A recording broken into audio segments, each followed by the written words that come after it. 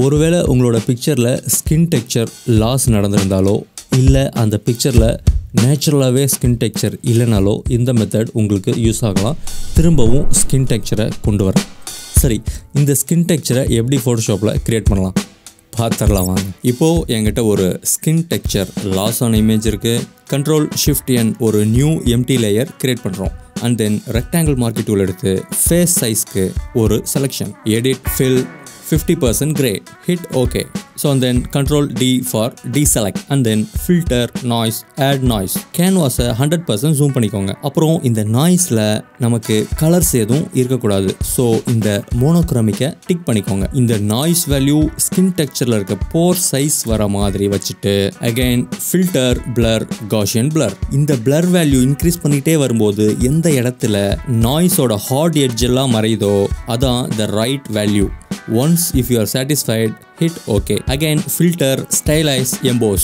First step angle 0, amount 255 and then height மட்டும் ஒரு பாயிண்டா இன்க்ரீஸ் பண்ணுங்க. உங்களுக்கு எந்த இடத்துல ஸ்கின் டெக்ஸ்சர் மாதிரி ஃபீல் வருதோ அங்க ஸ்டாப் பண்ணிடுங்க.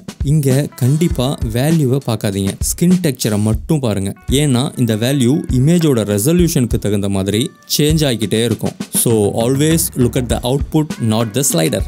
ஃபைன், இப்போ இது எனக்கு சாட்டிஸ்ஃபைங்காக இருக்கு. So hit okay. And then இந்த லேயரோட பிளண்ட் மோட் ஓவர்லேக்கு சேஞ்ச் பண்ணுங்க. அப்புறம் Ctrl+T போட்டு இமேஜை ஜூம் பண்ணிட்டு இந்த லேயரை அப்ஸ்கேல் பண்ணுங்க. ஸ்கின் டெக்ஸ்சரோட சைஸ் உங்களோட இமேஜுக்கு தகுந்த மாதிரி செட் பண்ணிட்டு ஒரு என்டர். அப்புறம் ஆல்ட் ஹோல்ட் பண்ணி ஒரு negative mask. Foreground colour white and opacity ஒரு 90% வச்சுட்டு பெயிண்ட் பண்ணா ஸ்கின் டெக்ஸ்சர் அப்ளை ஆகும்.